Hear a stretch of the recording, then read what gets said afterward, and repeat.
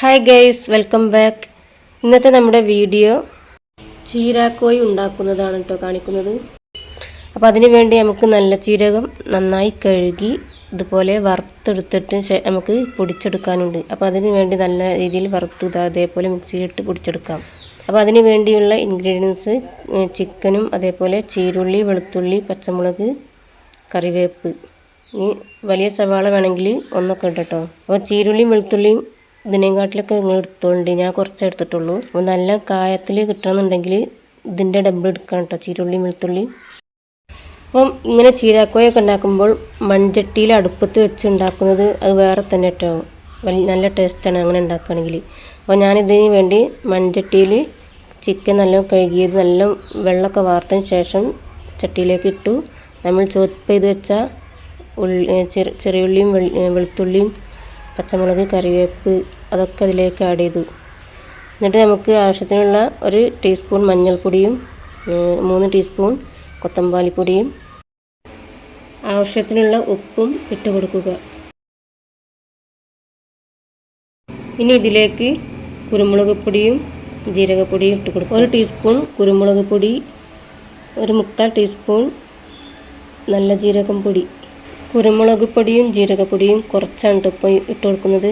ഇനി ഒരുവിധം വേവായതിന് ശേഷമാണ് നമ്മൾ വീണ്ടും ഇട്ട് കൊടുക്കുന്നുണ്ട്. അപ്പോൾ എല്ലാ പൊടികളും വെള്ളമൊക്കെ ഒഴിച്ചതിന് ശേഷം നന്നായി ഇളക്കി യോജിപ്പിച്ചതിന് ശേഷം അടുപ്പത്ത് വെക്കുക. എന്നിട്ട് ഒരു തിളച്ചതിന് ശേഷം ഇതൊന്ന് ഒന്നും കൂടെ ഒന്ന് മിക്സ് ചെയ്യുക. അപ്പോൾ അടുപ്പത്ത് വെച്ച് ഉണ്ടാക്കുന്നത് കൊണ്ടാണ് അര ഗ്ലാസ് വെള്ളം ഒഴിച്ചത് കേട്ടോ. കുക്കറിലാണെങ്കിൽ വെള്ളം ഒഴിക്കാതെ തന്നെ ആ ചിക്കനിൽ നിന്ന് ഇറങ്ങുന്ന വെള്ളം ഉണ്ടാവും. അപ്പോൾ അടിയിൽ പിടിക്കാതെ നോക്കണേ. അപ്പോൾ ഇടയ്ക്കിടയ്ക്ക് ഇതേപോലെ ഒന്ന് ഇളക്കി കൊടുക്കുക. എന്നിട്ട് ഒരു 80% വേവായതിന് ശേഷം നമുക്ക് വീണ്ടും കുരുമുളക് പൊടിയും 1 ടീസ്പൂൺ കുരുമുളക് പൊടിയും ജീരകപ്പൊടിയും ചേർത്ത് നന്നായിട്ടൊന്ന് ഇളക്കി യോജിപ്പിച്ചതിന് ശേഷം കുറച്ച് വെളിച്ചെണ്ണയും ഒഴിച്ച് ഇതൊന്ന് അടുപ്പത്ത് നിന്നും എടുത്ത് വെക്കാം. അപ്പോൾ നന്നായി വെന്തതിന് ശേഷമാണ് ചെയ്യേണ്ടത്. അപ്പോൾ ഞാനെടുത്ത ഉള്ളി കുറച്ച് കുറവാണ് കേട്ടോ. അപ്പോൾ നിങ്ങൾ എടുക്കുകയാണെങ്കിൽ അതിലേറെ എടുത്തോണ്ടി. അപ്പോൾ നല്ല ഗ്രേവി ആയിട്ട് കിട്ടും. ഡബിളിപ്പോൾ നമ്മൾ എടുത്ത ഇൻഗ്രീഡിയൻസ് ഉണ്ടല്ലോ, ഉള്ളി വെളുത്തുള്ളി, അതിനെക്കാട്ടി ഡബിൾ എടുത്തോണ്ടി. അപ്പോൾ നല്ല അടിപൊളിയായിട്ടുള്ള ഗ്രേവി ആയിട്ട് കിട്ടും. ഇത് കുറച്ച് ഗ്രേവി കുറവാണ്, എന്നാലും കുഴപ്പമില്ല, നല്ല ടേസ്റ്റായിട്ട് കിട്ടിയിട്ടുണ്ട്.